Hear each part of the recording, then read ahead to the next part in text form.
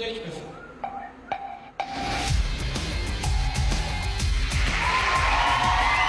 سلام علیکم. خیلی ممنون. خیلی ممنون. خیلی متشکرم. خیلی ممنون. قربون شما. بفرمایید. بفرمایید.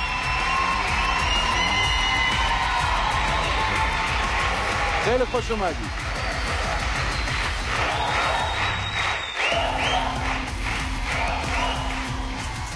به نام خدا، سلام به روی ما همگی، خانم ها و آقایان. خیلی افتخار دارید که امروز در استودیوی عصر جدید هستین. یه اتفاقاتی افتاد که از چشم خیلی ها پنهان موند، اما از چشم ما نه. مثلا کشف یک استعداد خیلی خیلی خیلی فوق‌العاده به کسی که دیگه واقعا میتونیم به عنوان داوینچی زمان ازش یاد کنیم و اسم روش بذاریم و شاید یک رنسانسی در تاریخ نقاشی دنیا باشه. جناب آقای بشیرالملک رو عرض میکنم و یک نقاشی فوق‌العاده به افتخارشون لطفاً.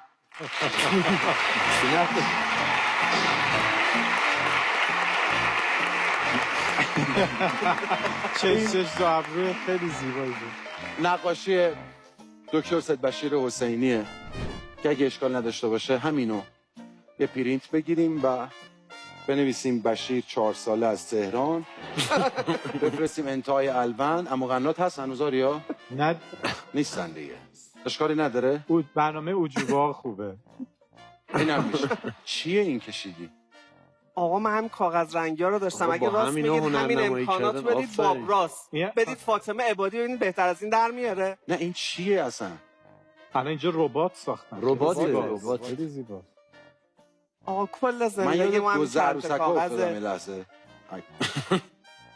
اما یک اتفاق بسیار عجیبی افتاد از طرف یکی دیگه از داورای ما. یک کسی به اسم منصور نادری اومد روی این صحنه. یه چرخ انقدی، یه تک چرخ انقدی، یک تک چرخ 4 متری، 5 متری، 6 متری و آرای عظیمی نژاد دوست عزیز من و داور عصر جدید که 1 سال تازه دوچرخه سواری یاد گرفته و 2 سال بیش از این چرخ کمکی ها استفاده میکرد. منصور نادری خودش رو کشت اینجا و آخرم به تایم اجرا نرسید، رأیش ممتنع و مسدود شد و بعد گفت اصلا رأی من قرمز بود، تا اینکه خانم نونهالی عزیز این حقیقت رو بیان کردن که نه خیر، ایشون میخواسته رأی مثبت بده و بعد گردن نگرفته.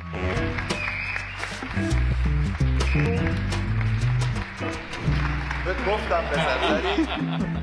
رأیت چی بود؟ منفی بود. بله دیدی گفتم منفی. شاکی هم هست. منفی. رأی شما چی بود؟ منفی بود. نه آقای عزیز شما هست. ولی چون زمان اجرا تموم شد دیگه نتونستین رأی بدین و مسدود شدید. خب رأی اول کی داد؟ منفی بود.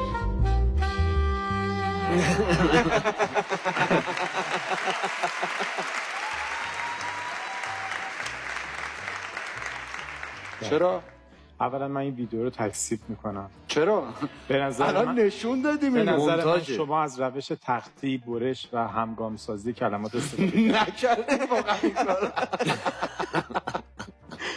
و این دیگه قدیمی شد آقا، گردن بگیر. خب باشه ولی فتوشاپه. فتوشاپ من نه. حی حاضر اینجا نشستم. بله. عزیزم. من به هوای فصل قبل که یک زنگ داشتیم و یکی رو میزدیم این کار رو انجام دادم.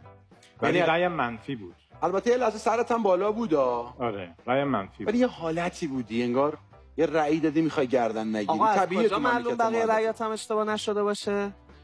نه دیگه اونا معلومه. چون معلومه؟ راجبش حرف میزنم دیگه. آره. اما یک داور بسیار بسیار عزیز که هر کی بهش میگه در نهایت کار خودش رو میکنه و به قول خودش من گناه گردنم نیست. داوری که خودشو خرس مهربان صدا میکنه.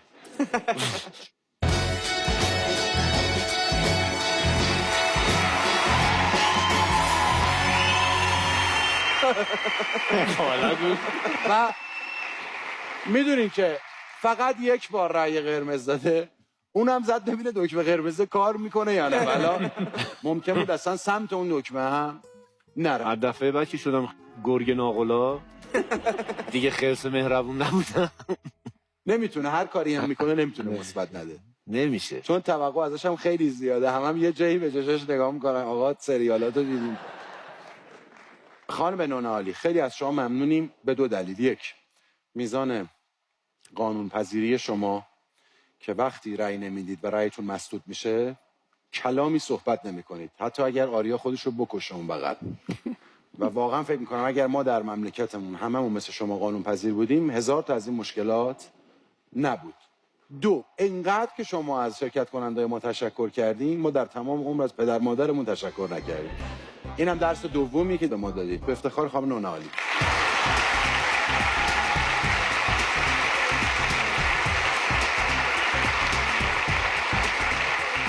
اینا رو براتون پخش کردم که بهتون بگم چیزی از چشمای ما پنهان نمیمونه غیر از سوتی‌های خودم که چون زورم زیاده پخش نمی‌کنم.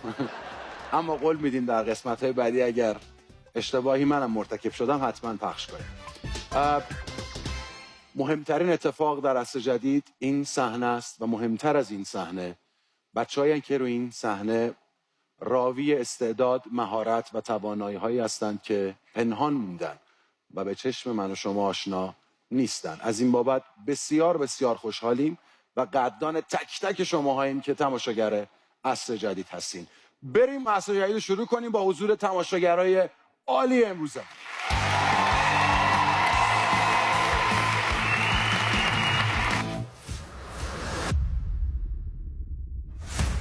مهمترین اتفاق در عصر جدید این صحنه است و مهمتر از این صحنه بچه‌هایی که روی این صحنه راوی استعداد، مهارت و توانایی‌هایی هستند که پنهان موندن و به چشم من و شما آشنا نیستند.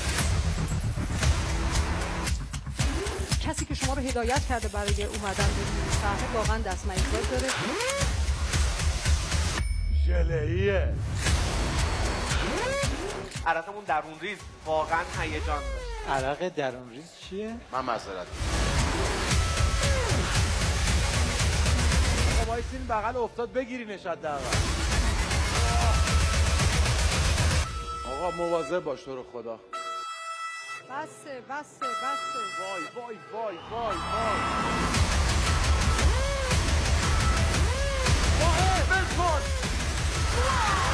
سلولی تکون نداد. سلولام تکون نخورد.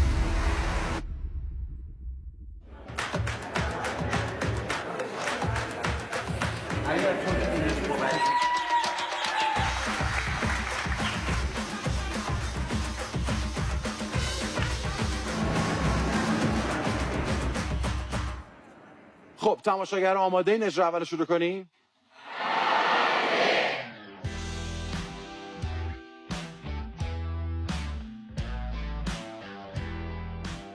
من احمد بابایان هستم، 22 ساله، از شهرستان نوآباد دلفان، استان لرستان.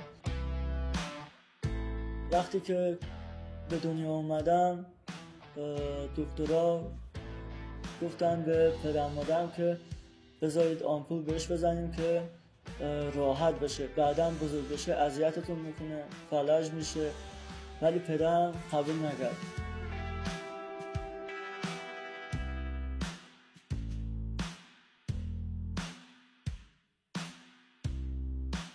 من یادالله غلامی هستم، اهل شهرستان دلفان. بچه که بودم تقریبا 5 سالم بود، هیچی یادم نیست ولی تصادف کردم و یه پام از دست دادم. من و یادالله از طریق فضای مجازی با هم آشنا شدیم که گفتیم یک کلیپ با هم بسازیم برای عصر جدید که بهتر دیده بشیم. که چهرم خیلی شبیه بیرانوند. برای بیرانوند دوست دارم که چون که همشهریمون هست و لک زبان هم هست، دوست دارم یه چند تا شوت براش بزنم. خیلی به خودم اطمینان دارم. هدفم اینه که قهرمان المپیک بشم. آرزوم اینه که من به تیم ملی دعوت بشم. به نظرم اگه من 2 پا داشتم هیچ وقت سراغ این ورزشا نمیرفتم. خیلی ممنونیم از برنامه اصل جدید که واقعا میتونه کل زندگی رو تغییر بده. فقط مرگ میتونه من و آقای عبدالله رو از هم جدا کنه. 2 تا دسته گل داریم از لرستان. بفرمایید.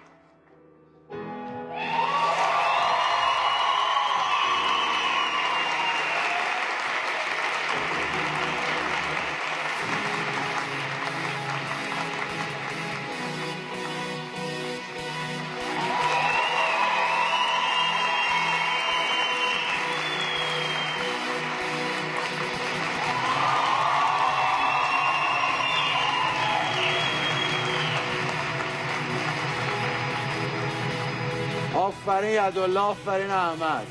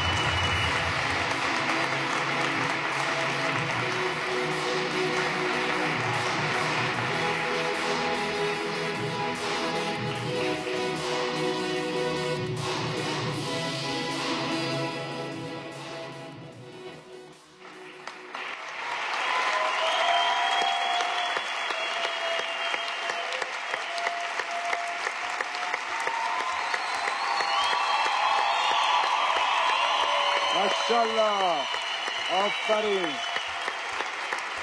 آفرین بهتون.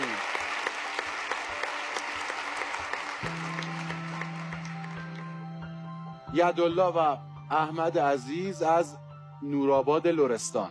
از اینکه تونستید به این نقصان چیره بشید، این کمبوده رو جبران کنید و فکر نکنید که محدود شدید.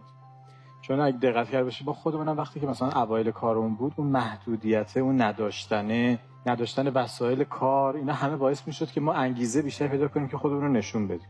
الان فکر کنم دوستانم یه همچین شرایطی دارن، یه چیزایی کم دارن که اون کمیت رو اومدن با پشت کار خودشون و این اراده قوی جبران کردن.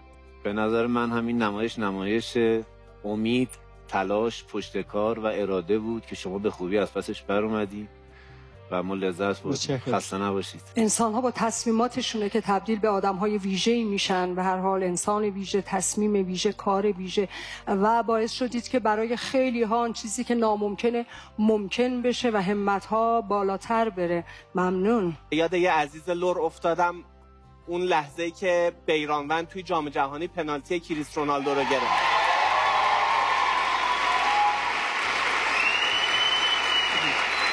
اگر شما لکید که پس دیگه باید هم قوم و هم ملیت کریم خان زند محسوب بشید و کلی افتخارات بزرگ قوم لک. دمتون گرم. خیلی ممنون. خیلی ممنون.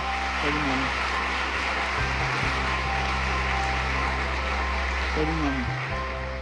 بچه‌ها گروهشون رو اسمشو گذاشتن گلونی ها. آره. گلبنی هم میگن ها، به گلبندیه به فارسی. خیلی خوب.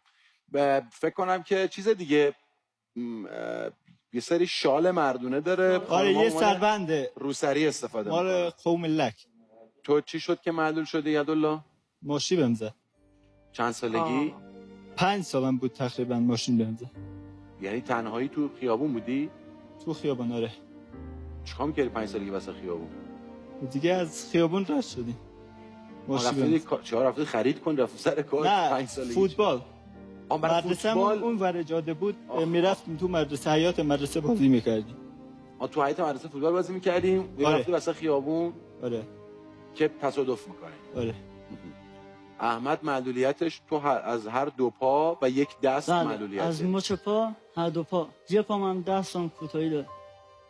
احمد این قصه واقعیت داره که تو وقتی به دنیا میای به بابات میگن که ممکنه در آینده اذیت شه، بهتره که بره و اینا؟ آره بله. تعریف کن. وقتی که من به دنیا اومدم دکترها گفته بودن به پدر مادرم که این در آینده اذیتتون میکنه، فلج میشه، میفته گردنتون. بعد گفته بود بذارید تا سختش کنیم، ولی پدرم نگذاشته بود، گفته بود این یه روز چراغ خونم میشه. به به، آفرین به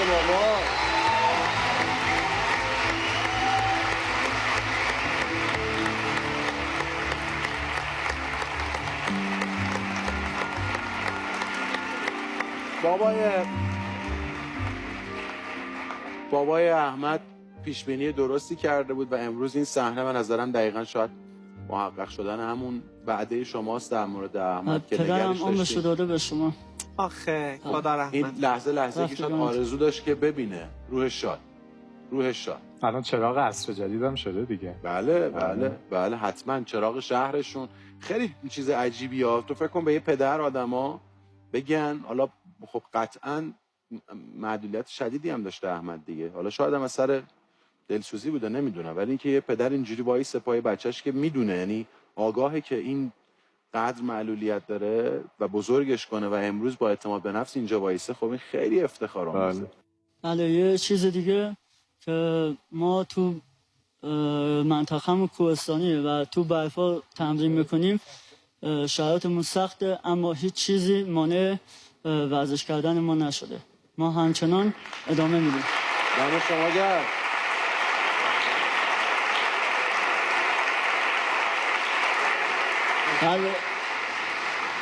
یه هدیه از طرف نویسندگان شهرمون هست، 2 تا کتاب. من میخوام کادو بدم به داورا که زندگی نامه لک هست و لغتنامه لک از بابا آقای اقدسی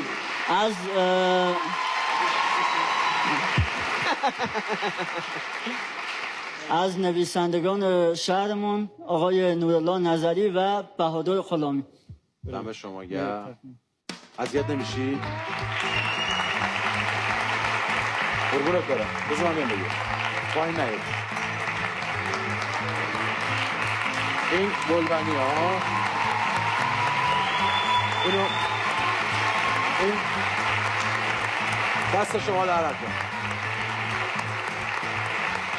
این ماجرای گلبنی برای لک ها خیلی چیز جذابیه. ثبت ملی هم شده که فکر کنم اینو شما عنوان شال یا روسری هم میتونید استفاده کنید، چون من فکر کنم روسری لازم ندارم. درسته دیگه احمد؟ هم آقایون به عنوان شال میندازن دور گردنشون، خانم‌ها به عنوان روسری استفاده میکنن. درست گفتم؟ منم یه هدیه دارم واسه آقای امین حیایی. امین برو ازشون بگی. نه تو نه واسه فدات شم. یا علی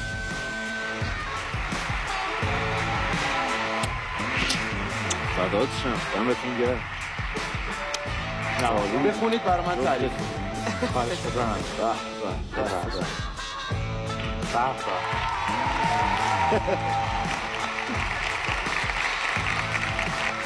خیلی ممنون. بفرمایید. خب احمد و یدالله عزیز برای ما از آرزوهاشون بگن و برن برای فینال امشب.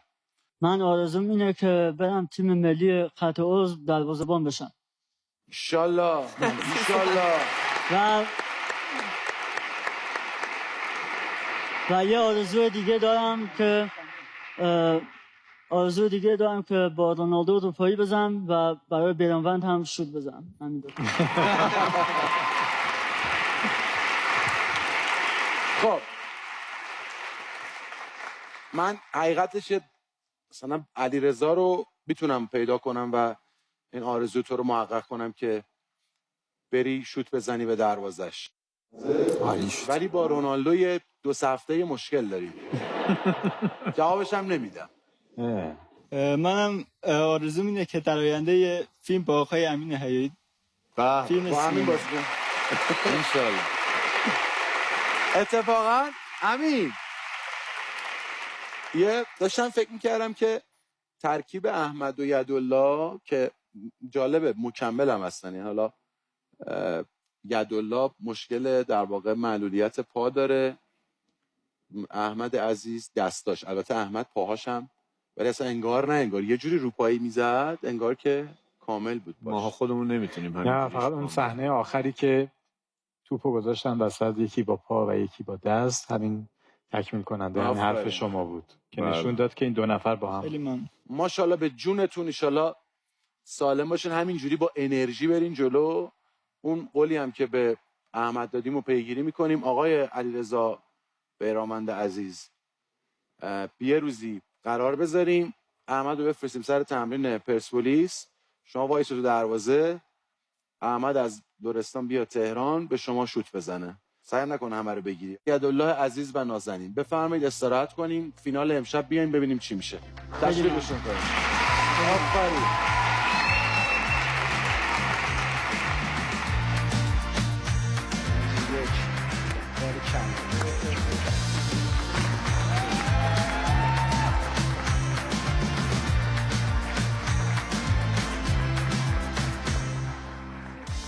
من آخرین بار یک جایی رفته بودم، یکی از مدیران مهم در حوزه معلولین دیدم رفت رو صحنه و این حرف رو زد و خیلی حرف اشتباهیه. من نمیدونم این جمله از کجا کشف شده و چون جمله خوش آهنگیه بی دلیل استفاده میکنن، ولی به شدت به لحاظ علمی غلطه و حتی توهین‌آمیزه برای معلولین. که این جمله‌ای که خیلی پرکاربرد در دیوار شهرم میبینیم که معلولیت محدودیت نیست. اصلا چیز عجیبی. پس چیه؟ مثلا اگه احمد دست نداره محدود هست یا نیست؟ هست دیگه. بعد داریم طرف رو نگاه میکنیم میگیم معلولیت محدودیت نیست. و خوشحالیم از اینکه یه جمله قشنگ گفتیم، قافیه داره، وزن داره. 100% معلولیت محدودیت. این دیگه چیزی که داریم با چشامون میبینیم و میتونیم بهش اذعان بکنیم. این که این بچه‌ها میرن توانایی دیگه، استعداد دیگه شونو در واقع قوت میدن بهش، جون میدن بهش، فوق‌العاده است. ولی در بدو برخورد با اینا بگیم معلولیت محدودیت نیست. قشنگ معلوم بوده ما شکم سیریش از سر خودمون وام کنیم. حتما دوچار محدودیتن و حالا اینکه انگیزه پیدا میکنن، انگیزش پیدا میکنن، میرن یک موضوع دیگه، یک توانایی دیگه رو بزرگ و پررنگ میکنن، این فوق‌العاده است. اتفاقا اونو باید ببینیم و اونو باید قدر بدونیم و بزرگش کنیم. ولی این جملاتی که میخوایم فقط دریم بگیم خب حالا یه حالی هم به معلولیت دادیم دیگه، خود در رفتن نیست، برای که ما درکی از شرایط این دوستان نداریم. دقیقاً. برای اینکه ما اصلا نمیتونیم اون دنیا رو تصور کنیم، مثل که سواره از پیاده خبر نداره و فلان. ماها دنبال بهانه میگردیم، ما که جسممون سالمه دنبال بهانه بیرون از خودمون میگردیم کار نکنیم. یعنی با وجود اینکه همه امکانات رو داریم اون محدودیت اونا رو نداریم، هی میگیم اینجا این کمه، پول کمه، آب کمه، نون کمه، دون کمه، که کار نکنیم. اینا با این همه محدودیت برعکس مسیر اومدن بالا. الان یک معلول داره به ما روحیه میده، برای امید برای ما اومده. دیدین که بدون هیچ امکاناتی، نه جایی، نه باشگاهی، نه مربی، نه کمکی، نه حامی، دقیقاً این منطقه کوهستانی سردسیر. ولی خیلی جمله عجیبه. یه روزی به پدر کسی بگن که آقا این بچه به درد نمیخوره، بذار یه آمپولی چیزی بزنیم و تموم شه. و بابایی با این میسته پاش و واقعا تونسته این بچه رو کاری بکنه که فکر کنم 90% ما تو این سالن، بیشتر 99% ما نمیتونیم بکنیم. به افتخار اون پدر و همه پدرای دلسوز یه دست بزنیم. بریم آقا.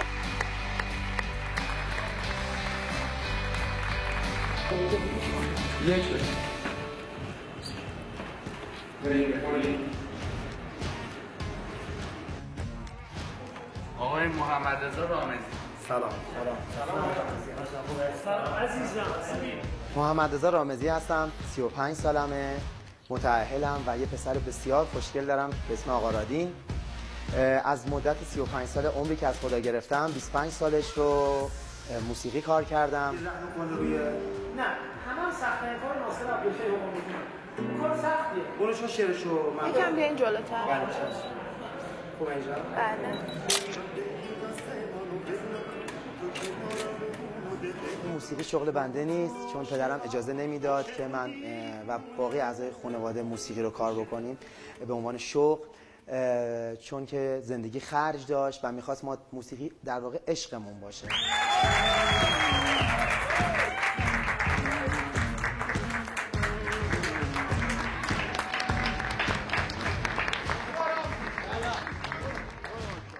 خیلی هم خوشحال شدیم، خیلی هم خانواده رو سلام برسونیم. نمیخوای ببینیم که رد شدیم یا قبول شدیم.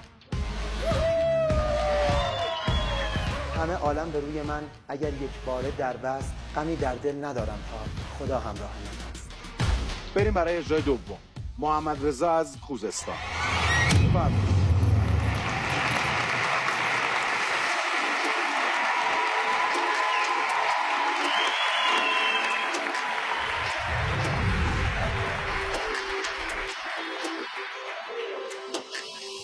ایرانم ایرانم ای جان جانانم، ای پرچمت رنگ امید سرخی و سبز و سپید، ای جان جانانم وطنی احساسي قلبي وانفاسي انت دليل كل اوصافي قلبي وعلى راسي انت على راسي غرور موجه دریایی مثل خزر زیباست، یه جا رو بگو که زیباتر از این سرزمین ماست. انا افدی نفسی وطنی دلیلی حبی لیس لی و حبیبی. آیا کار خودش ساخته ها، خودش و شاعرش خواهرشه، خودش هم ساخته. اینجوری بریم.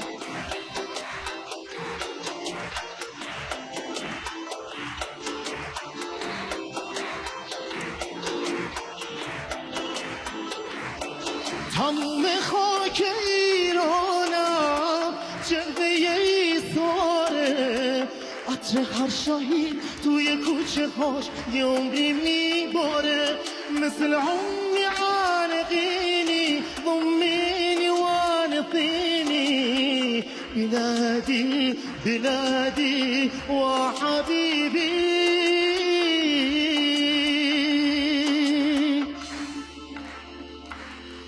غرورم که چه دریایی مثل خزر زیباست، یه جا رو بگو که زیباتر از این سرزمین ماست. انا افدی نفسی وطنی دلیلی حبی لیس لی و حبیبی.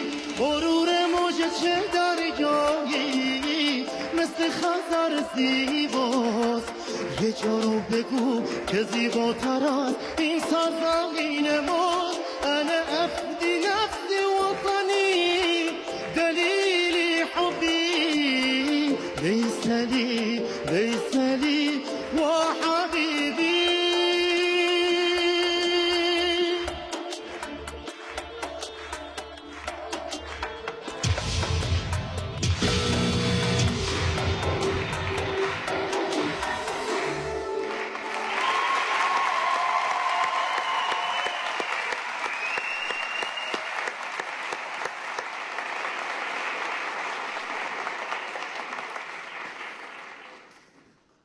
خسته نباشی. سلامت باشین.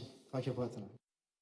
خب هم تمیز میخوندی، ولی خب حالا آهنگی که انتخاب کردی به هر حال نقاط اوج و به صورتی که حالا بخواد توانایی صدای شما رو نشون بده به اون صورت توش نداشت. ولی خب همین که به هر حال بدون هدفون در واقع داری با همین اسپیکرها نوت درست میخونی، خودش نشانه توانایی شماست. و اینکه خسته نباشید. من فکر میکنم برای نوع موسیقی که شما انتخاب کردید در هر حال این توانایی رو دارین و خوبه که فرصت دیگری به شما داده بشه. ممنونم، مرسی. کسی که یک فضای حماسی انتخاب میکنه، انقدر احساسی باشه، ارتباط میگیره که مردم رو هم باهاش همراه میکنه، نظر من جلب میکنه. خب من با احترامی که به همه دوستان دارم یه ذره احساس میکنم که اولین مشکلش اینه که تمیز نمیخونه.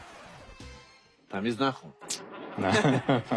خب با اینکه هدفون هی به همه میگه خاک پاتونم کثیف میشه دیگه. آره. بزرگواری. این یه ریتم شبه بستکیه دیگه، درسته؟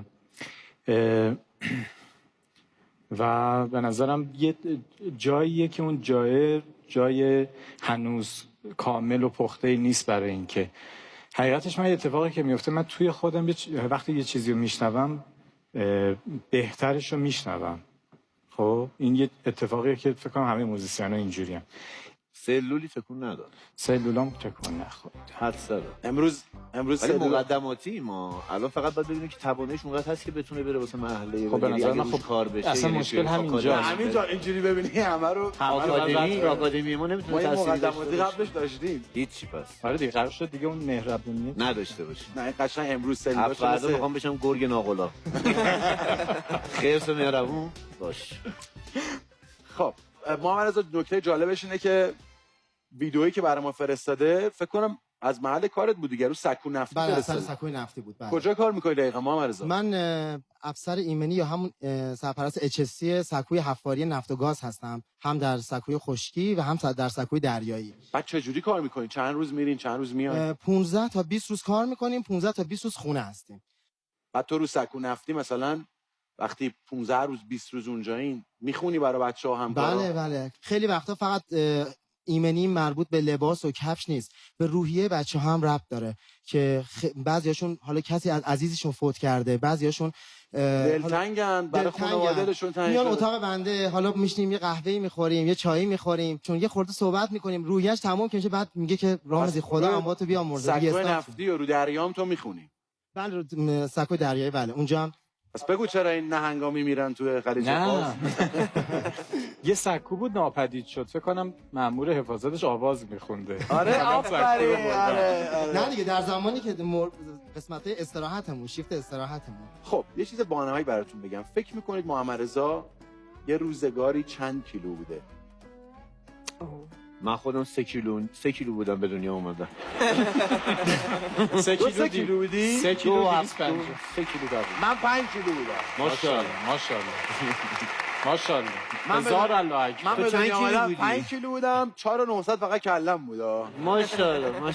من مام بزرگم میگم کله گنده که 4 کیلو چطور زبون بود. من مام بزرگم مثل عجیب بود، توهین میکرد به نباش. تو میگم کله گنده. بعد یه مدتی سیبیل من به دنیا اومدم سیبیل داشتم، باورتون میشه؟ مرد بودی از اول، مرد بودی. آره سیبیلامو مسخره میکرد، بعد میگفت نمیدونم لب شطوری روحیه میداده بهت. تا اینجاشو میتونم بگم دیگه، بقیه‌اش نمیتونم بگم. خب بگو چند کیلو بودی؟ من 150 کیلو بودم. ماشاءالله. 150 کیلو. 150؟ بله. الان چندی؟ الان 80. یعنی تقریبا نصفش نیست الان. چون سکوها میرفتن زیر آب. ولی سه بانمک بگم براتون. ریختی دیگه. آقای اجازه بده. گوش کنین دلیل این که لاغر میکنه چیه؟ خواهش میکنم بفرمایید. آقا رمز موفقیت دقیق آمار دارم میگم واو به واو. خانومشون اینجوری دوست داره. اجازه بده. واو به واو نگی میگم. چشم. بدو.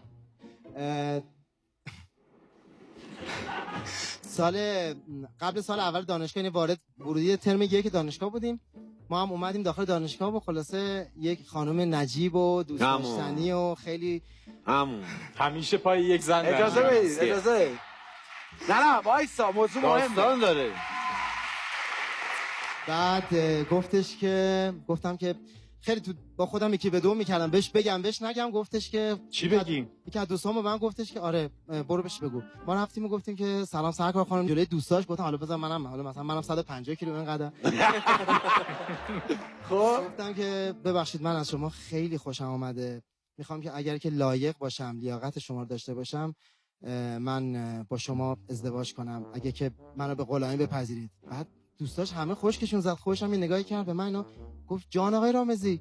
گفتم که ازدواج. گفت با توی چاق با تو انقدری مگه میشه اصلا؟ برو آقا برو مزاحم من نشو. و همین شد من اومدم خونه، اولین کاری که کردم شکست عشقی خورد. آقا رضا من یه سوال مهمی دارم. جانم. اگر اون خانم به تو نمیگفت تو نمیفهمیدی چاقی؟ ما اصلا در طایفه مادری ارث چاقی داریم. نه میگم تا قبل از این ملاقات تو آینه خودتو نمیدیدی؟ چرا میدیدم ولی خب یعنی یهویی گفتی راست میگی من چاقم. چجوری؟ چجوری لاغر کردی؟ بعد از شکست عشقیه؟ بله. رژیم، بعد ورزش؟ شکست عشقی پیکنیکی. نه الحمدلله. ورزش ها زیاد. خب توی 2 سال شروع کردم گرم به گرم کم کردن. از یه دیست گرم به گرم چی میگرفتی؟ میگفتم یه کاری میکرده بیا میگه نه گرم به گرم خودش داره میگه گرم چی؟ یعنی تا بچه مردم رو معتاد نکنه ول نمیکنه. گرم به گرم چی؟ نه گرم به گرم وزنمو کم کردم. این الان شمایی؟ جانم این شمایی؟ بله این تولد پدرمه. ماشاءالله. قصد داشتی بترسونی پدرتو بکنی.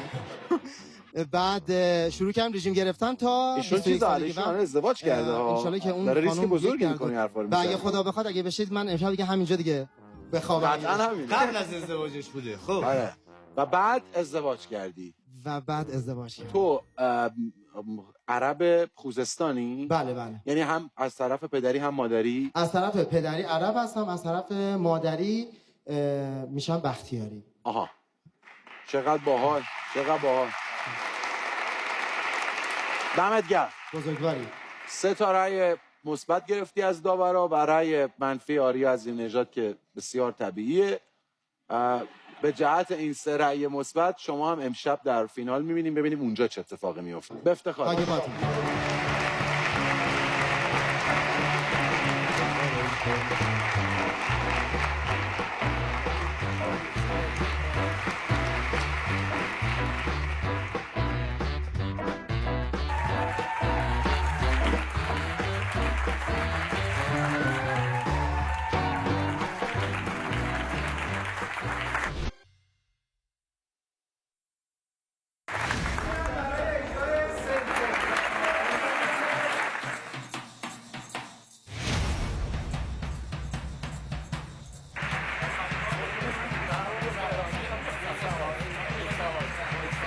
زبطی؟ بریم برای اجرای سوم.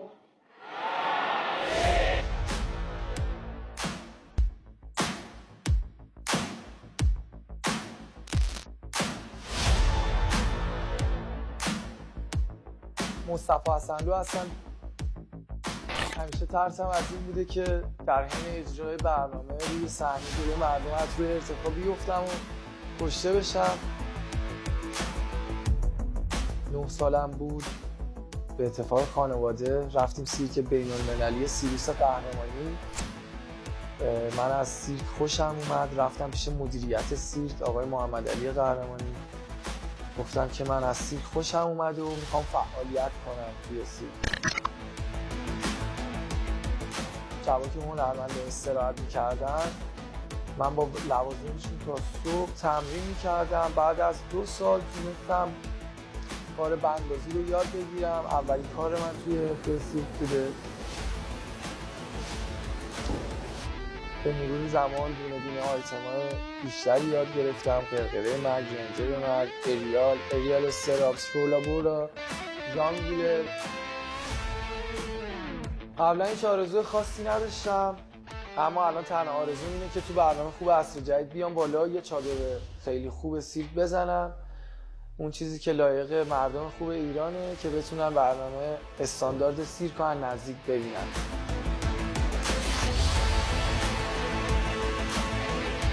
مصطفی از شیراز. بفرمایید.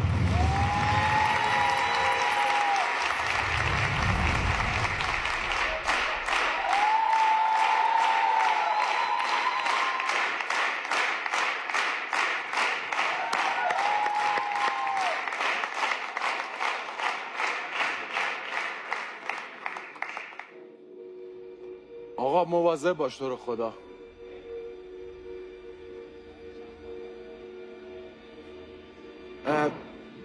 بینندگان عزیز، خواهش میکنم که من خسته شدم از این تذکر، ولی این کارا ربطی به خونه نداره. مراقب بچه‌هاتون باشین.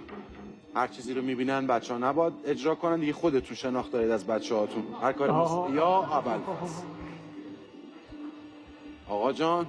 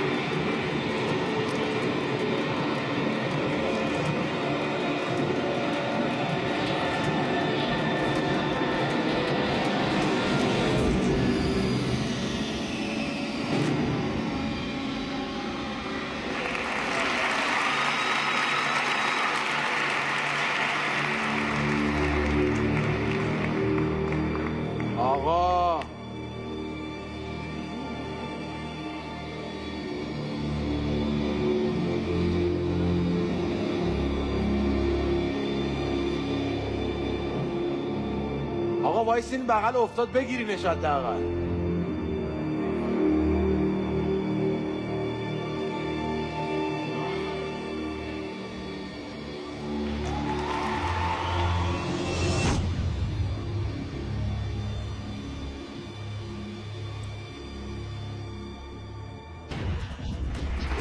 این از همه جهت میچرخه. بعد داره میچرخه از همه جهت.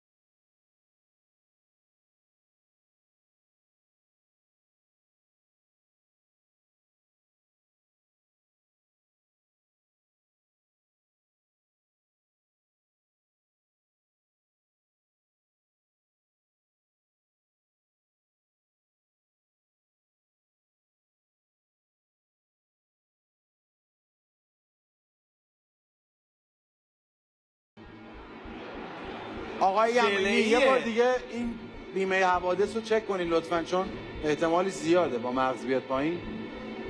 ایشالله که نشه. خدایا توبه، خدای توبه. آقا ژله رو روم بذاری میفته الان. ژله‌ایه.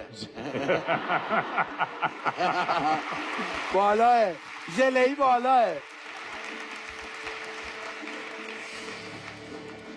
ژله‌ای امروز کت پوشیده، عرض شونه شده 3 و 4. لقه ژله‌ایه. این که واقعا لقه. واقعا لقه. بعد خواهش میکنم سکوتو نه، ساکت رو رعایت کنید. یا امام حسین؟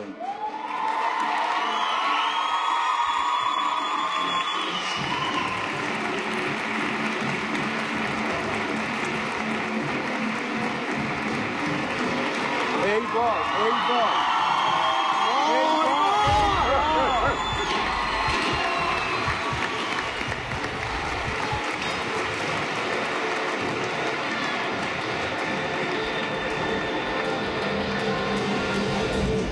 خودش لقه. بچه ها به نظرم مصطفی رو چیزی که هست کاملا به طور واقعی به قول ایمان لقه ها. همه چی لقه اینجا. بچه ها میخوایم بگیریدش. میبینی کاملا تکون میخوره، یعنی ماینی هم خیلی چیز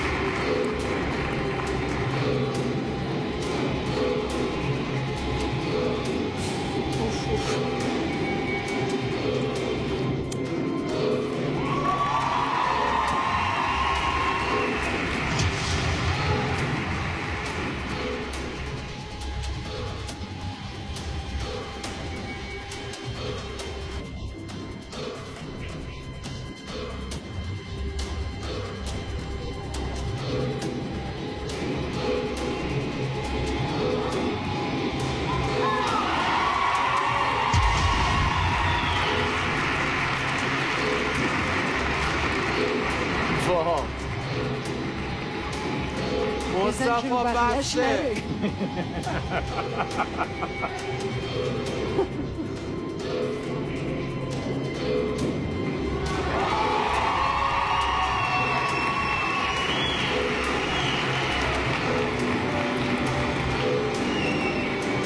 بسه بابا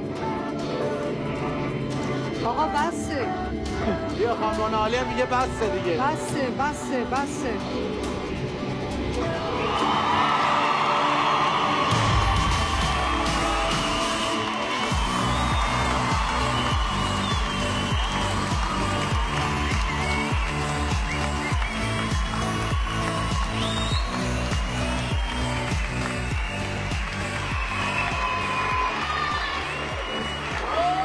آقا بپر تو بغلش ول کن. چه کاریه حالا با دونه دونه. جا خوبش اینجاشه.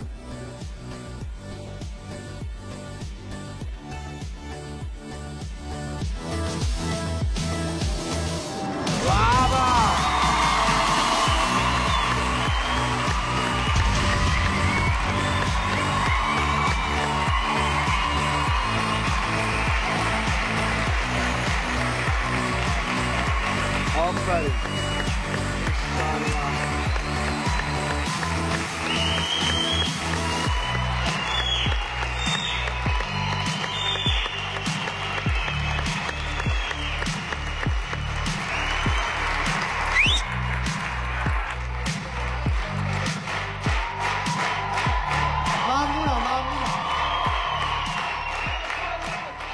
من همون اول که حفظ تعادل اون بالا کردی متوجه شدم که این کاره ای. گفتم این همه رو میذاره میره بالا و مطمئن بودم این کار درست انجام میدی. خیلی تعادل برقرار کردن روی این صفحه واقعا کار سختیه، خیلی کار دشواریه. من خودم تو خونه یه دونه از همین این دو بردا دارم، با اون تمرین میکنم، ولی اینجوری که رفتم بالا و با این همه شرایط خیلی کاره. من نتونستم ریسک کنم به خاطر اینکه میزم زیر پام داشت میزه تا واقعا لغ میزد. اگه میزه باز محکم بود میگفتیم یه چیزی. زیر پام میلرزید. چجوری؟ من معذرت. یه چیزی گیر کرده بود خلاص. بله. آقا مصطفی اون سطح زیر پات که لغزان بود به کنار، من برام جذاب بود که چقدر عرق کردی. این عرقه به واسطه این اضطرابه و اینا فکر میکنم ما هم تقریبا همینقدر عرق کردیم، ولی عرقمون درون ریز بود، خیلی بیرون مشهود نبود. واقعا هیجان داشت، یعنی از اینجا من هیجان داشتم. عرق درون ریز چیه؟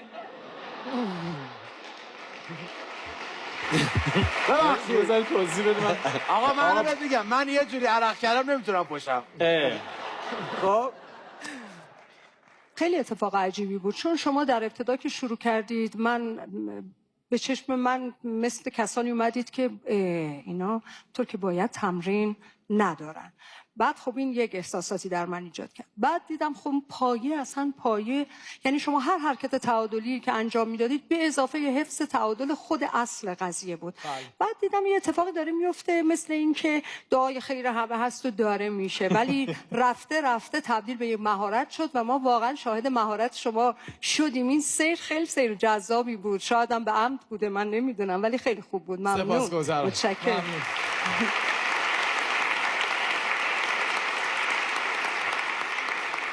خب من منتظر بودم که یه جای کار بلنگی و حداقل یه دونه قرمز بهت بدم، ولی خدا رو شکر نشد اینجوری. منم خوشحال شدم. دکتر یه اسم بیماریه دیگه نه؟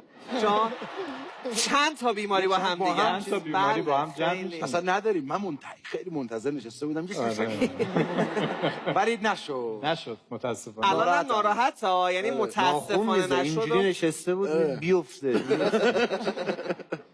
ولی خانم نونالی وسط گفت آقا بزنین سفید و این ول کنه. آره نه یه جای خانم نونالی داد میزد به مصطفی، میگفت بسه. اون ششمی و هفتمی بود واقعا خطرناک. گفتم آقا بزن نظر بره دوباره بالاتر. بله به من گفتن و من دیگه بعد تو نتونستی ایرادی بگیری.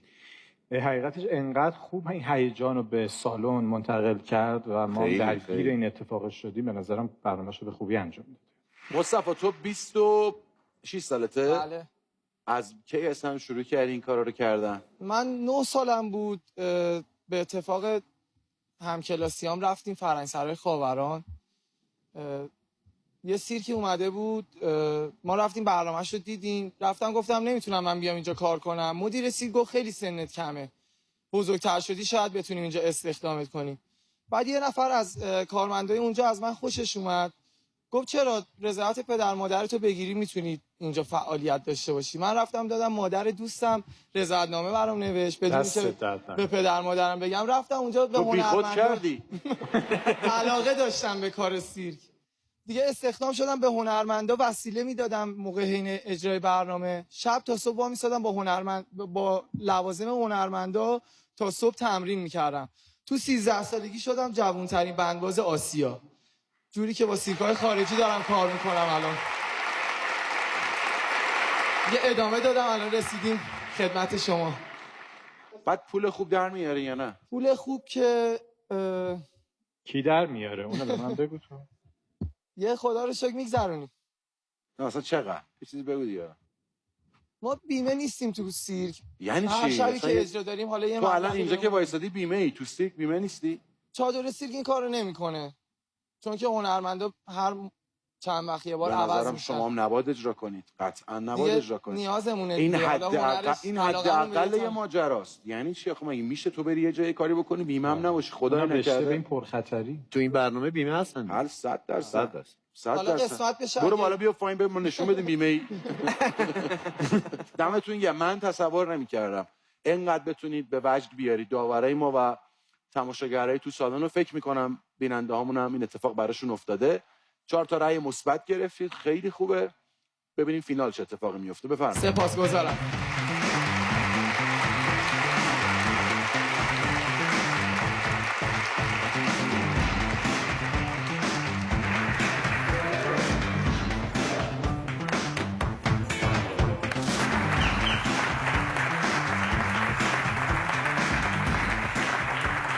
یه جایی هم به قول خانم نونالی که با هوشمندی آخرش گفتن، یه جاییش هم چیزها نمایشش خانم نونالی که داره میفته و داره میریزه اینا، یه ذره اونجا جاییه که تماشاگرم به وجد میاره دیگه. بعد فهمیدم این بازی رو با اینکه خیلی کار سختی، حالا امین یه کوچولوشو مرتکب شده دیده، واقعا چیز ترسناک.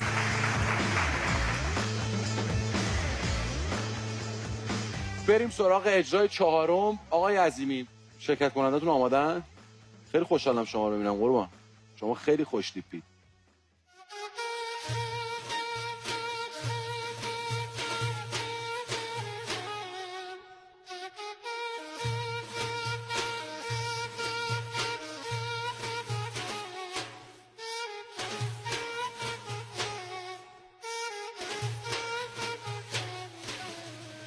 من فاطمه هستم، شادکام، از استان فارس اومدم، شهرستان پاسارگاد. من تا حالا جلوی دوربین اجرا نداشتم، جلوی همچین جمعیتی تا حالا هیچ وقت اجرا نداشتم. اولین باریه که میخوام جلوی دوربین اجرا کنم. خیلی استرس دارم، یه خوردم خجالتیم. مشوقم خانواده‌ام بودن، برادرام، دوستان. من خیلی خوشحالم از اینکه همچین برنامه‌ای هست، همچین چیزی توی کشور خودم به وجود اومده که دیگه نیازی نیست حسرت ویدیوهای خارجی رو بخورم. خودم میتونم خودم رو از طریق این برنامه‌ها نشون بدم. شاید هم یه روزی همون خارجی‌ها ویدیوهای منو توی تلویزیون دیدم، خوششون اومد و اونا بودن که دیگه از من ایده گرفتن. اگه به اون چیزی که خواستم رسیدم، حتما آتلیه میزنم و به کسایی که دوست داشتن تو این راه به جایی برسن یا استعداد داشتن که نتونستن خودشون رو کشف کنن، بهشون کمک میکنم. خانم شادکام هم از استان فارس تشریف میارن روی صحنه عصر جدید به افتخارشون.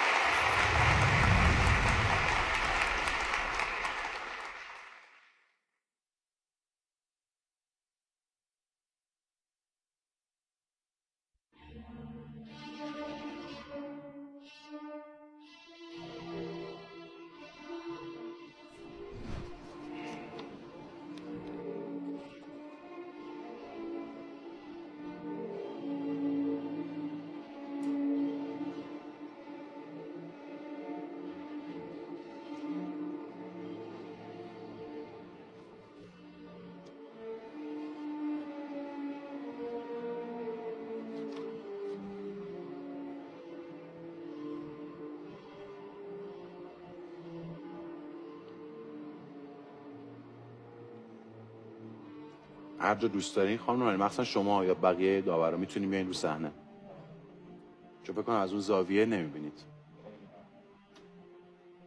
شما اون قلمی که روی گوششونه. رو گوشه؟ بله بله. فکر تو چشه. نه فکر تو چشه؟ باورم نمیشه یه همچین داوری داری. اون ور گذاشته پشت گوش زاویه. خانم شادکام اینو از بعد از عصر جدید قبلی شروع کردن این کار رو انجام دادن با انگیزه‌ای که بیان عصر جدید. یعنی خیلی طولانی نیست این مهارت برای ایشون.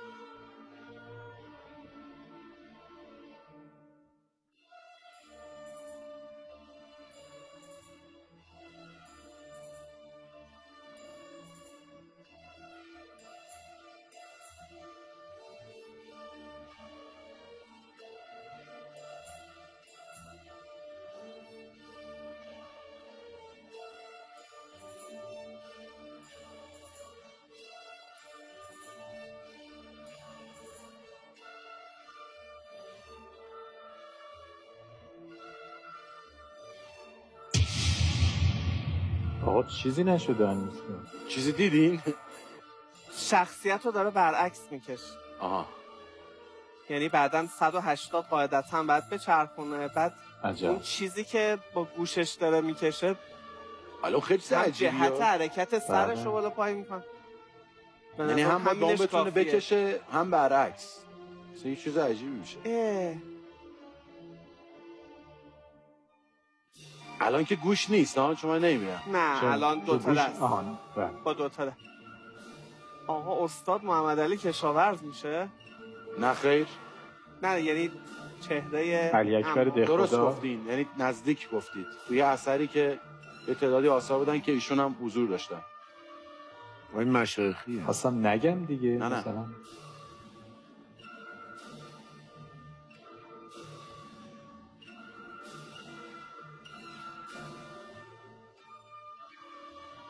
تمومه؟ بله.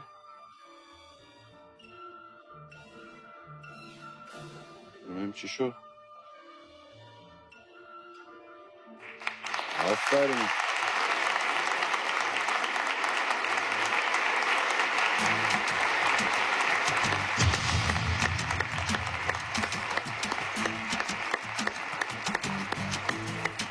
سه ثانیه دیگه. رای میدید 3 ثانیه. رای میدید یا مسدود کنم؟ 3 2 تو رو خدا 3 2 1. مرسی. خب تو رو خدا عالی بود. تو رو خدا. پس با تو رو خدا دلت به رحم میاد ها؟ نمیتونن صحبت ببخشید جان خانم علی. نمیتونن صحبت. رأی ندادن. دیر شد. اینجا داوری که رأی ندن و بنده دکمه توقف رو بزنم رأیشون مسدود میشه و دیگه هم نمیتونیم باشون حرف بزنیم چون رأی ندادن. و خانم نونالی چون بسیار قانون پذیریشون بالاست الان میبینین دیگه. خانم نونالی نداره. اگر هممون مثل ایشون قانون رو رعایت میکردیم نه تصادف میکردیم نه کسی پول کسی رو میخورد، هیچ مشکلی هم نداشتیم.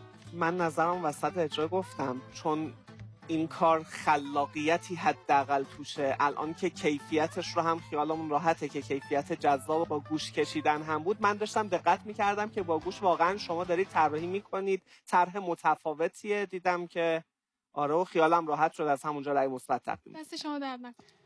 تو اینجور کارها ما با دکتر اختلاف نظر داریم. من اعتقادم اینه که نتیجه مهمه، عمل مهم نیست. چگونه من حالا مثلا با 7 تا قلم وارد بشم، خب نتیجه مهمه دیگه. نتیجه مهم نیست. ببین تمام حرفاشو داره خانمتون. یعنی خیلی داری حرف میزنی، عصبی میکنی ها. نتیجه مهم. شما بگی من ترجمه میکنم. من ببینم خانم نونالی ببینم. هست. نتیجه مهم هست. هست مهم هست. بعدا صحبت. خب ولی آقا این که چجوری هم این کارو روش مهمه. آقا این که چجوری این کارو میکنه مهمه دیگه. نه اومد این نقاشی خوب در نمیومد. حالا با بله این که مشخصه. اگر این حس کلی که نسبت به آقا عزت پیدا نمی‌کردم رأی نمیدادم. میگه یعنی پورتره حسش حس خوبیه براش. بله خیلی کلیت خوبی داره به نظرم. اون به قول خانم نونالی اون شیرین کاری برات اهمیتی نداره. خروجی رو داری می‌بینی. نه ولی خب وقتی که حس در میاد اون تکنیک هم خب قابل دفاع میشه. خیلی خب اون بخشی که خب قلم پشت گوشتون هستش خب بیشتر توقع داریم که مثلا با اون بیشتر کار بشه، اتفاقای بیشتر با اون رقم بخوره. خب اون بخشاشو زیاد برای من جذاب نبود. ولی وقتی که حالا نتیجه کامل شد و دیدم اینقدر تناسبا رو درست در آوردید، فرم شباهت اینقدر عالی در اومده، احساس کردم که خیلی کارتون رو دارین تمیز انجام میدید. حالا اون بخش هم یک شیرین کاری هستش که بهش اضافه شده. اگر دوست داشتین کارشون رو دست بزنید. خب درست گفتم دیگه، شما به تازگی داری این کارو میکنین دیگه. در واقع از بعد از عصر جدید شروع کردید این مدل کار کردن و بله تقریبا میشه گفت 5-6 ماهه شروع کردم. برای نقاشی دیگه توش کهنه‌کارین دیگه بچگی ها؟ بله بچگی که میگم مثلا تفریحی میکشیدم برای دل خودم. ولی بچگی شما تفریحی میکشیدی؟ خب وقت اگر معتاد میشدی باید چیکار میکردی؟ نه منظورم اینه که مثلا خیلی حرفه‌ای کار نمی‌کردم ولی الان حرفه‌ای کار نمی‌کردم. معمولی بوده. الان هر چی بگید آسان‌تر میشه. ببخشید خانم، خیلی به خاطر حرفه‌ای. ذهن مریض ماست. شما دارید راجع به کشیدن نقاشی حرف میزنی، ما داریم راجع به کشیدن مواد فکر میکنیم. میدونم. پدر مادرتون هم نقاشی میکنن یا نه؟ نه اونا کار نمیکنن. چی شد اصلا شما علاقه‌مند شدین به نقاشی؟ استعدادشو داشتم از بچگی. از کجا فهمیدید؟ کی بهتون خب گفت؟ مثلا بچه که بودم همیشه بابام میخوابید، بابام یا مامانم داداشم میخوابیدن، به خاطر اینکه هی نخوام مثلا بهشون بگم تکون نخورین و اینا، وقتی بیدارن نقاشیشون رو میکشیدم. کی حاضر بود تو خونتون وایس همینجوری ثابت شما نقاشی رو بکشید؟ خب هیچ کس. خب چون مجبور بودن دیگه ثابت چند مامانتون هم حاضر نبود؟ نه. همه عکس‌ها در خوابه، همه نقاشی‌ها در خواب راحت باشم دیگه. خب یعنی پورترهای پدر و برادر شما همه اینجوریه؟ یعنی نه 100 تا پورتره اینطوری داری بابا؟ نه اینجوری میکشیده بعد صاف میذاشته. آقا تو من اینجوری بکشی بعد اینجوری بذارم بیدار این میشه. که میگم برای باز این بر میخوابه. این که میگم برای خیلی وقت پیشه بود، 7-8 سال پیش. الان بیدارن میذارن بکشونش؟ نه دیگه الان کارا رو نمیکنم. چرا کار بدی؟ نه منظورم اینه که خواب باشن. چرا میشینم خب الان بخوام، چون سرعتم رفته بالاتر، کارم بهتره. ولی خب دیگه من نمیکشم. ببخشید من یه سوالی برام پیش اومد. الان اینو شما بکشیم بیرون در نمیاد؟ چرا در میاد بخوام درش بیارم؟ خب میشه بیاریم ببینیم؟ به همین راحت. یه ذرم بلندترش کردم که خیلی چیز جابجا نشه. میخوای بگی آرزو چیه؟ یعنی دوست داری توی این مسیر تا کجا بری، چه اتفاقی برات بیفته؟ آرزوم اول از همه این بود که توی برنامه شما شرکت کنم، خیلی دوست داشتم. بعد دومین آرزوم اینه که نمایشگاه بذارم انشالله، و یه آموزشگاه هم برای خودم داشته باشم. انشالله یه روز اتفاق میفته. خیلی ممنون. شما هم 3 تا رأی مثبت گرفتین و میتونین فینال امشب باشین، ببینیم اون موقع تصمیم داورا چه خواهد. خیلی ممنون. متشکرم.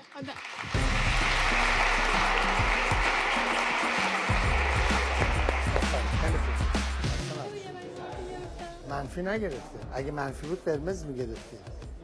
رای ندادن دیگه، ممتنع بودن.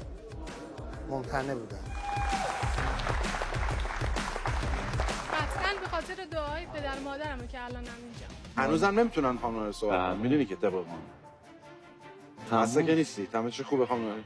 خدا رو شکر. دیگه از این قسمت مونده که میتونیم فردا شب اون رو ببینیم.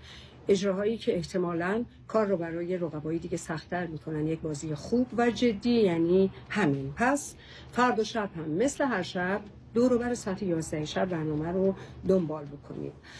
و اما درباره احوال و آداب امروز و توصیه‌های بهداشتی حرفی باقی نمونده. همه ما همه چیز رو دیگه از بریم، فقط میمونه یادآوری به هم و اینکه همه چیز رو مو به مو و بدون استثنا ادامه بدیم. فکر میکنم تو زندگی امروز این دنیای شلوغ شاید ما مردم هیچ وقت این همه وقت برای خودمون نداشتیم و این همه وقت برای اینکه به تصمیم هامون فکر بکنیم. به هر حال ما در دوره‌ای از عمر بشر زندگی میکنیم که خیلی کارها رو میتونیم از راه دور انجام بدیم. از راه دور میتونیم مثلا هم رو به راحتی ببینیم و امورات رو مدیریت بکنیم، به اخبار و اطلاعات به سادگی دسترسی داریم و به ویژه برای مایی که پذیرفتیم در خانه باشیم میتونیم با تصویر به سفر بریم و چه سفرهایی. و از اون جالبتر ممکنه ما خیلی کارها رو دوست داشته باشیم ولی فرصت نکرده باشیم به اونها بپردازیم. مثلا شوق فراگیری یک هنر همیشه در گوشه‌ای از ذهن ما بوده و نتونستیم به اون بپردازیم. میتونیم به جای صرفاً پرسه زدن برای وقت گذرانی در عالم مجازی به ویدیوهای آموزشی زیادی که وجود داره رجوع بکنیم، دل رو به دریا بزنیم، وقت رو هدر ندیم و آغاز بکنیم. زمانی هیچ کدوم اینا در دسترس بشر نبوده، اما بیماری بزرگ همیشه بوده. بشر هیچی نمیدونسته، همیشه با سختی مواجه بوده، اما همت بسیار کرده برای گذر از رنج‌ها تا دنیا رسیده به امروز.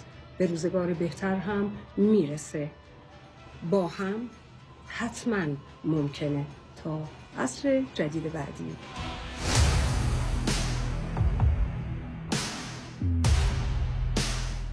یه پشتک 2 خط. دورت بگم فلسفی حرف نزن. خیلی حرف خوبی میزنه آقای علی خانی. ببخشید. ادامه بده. ولش کن. اسمشو به هم نزن. هیجان انگیز، جذاب، ماهرانه. کلیتتون خیلی جذاب و دیدنیه. ده خدایی هم برای خودشون دوتایی.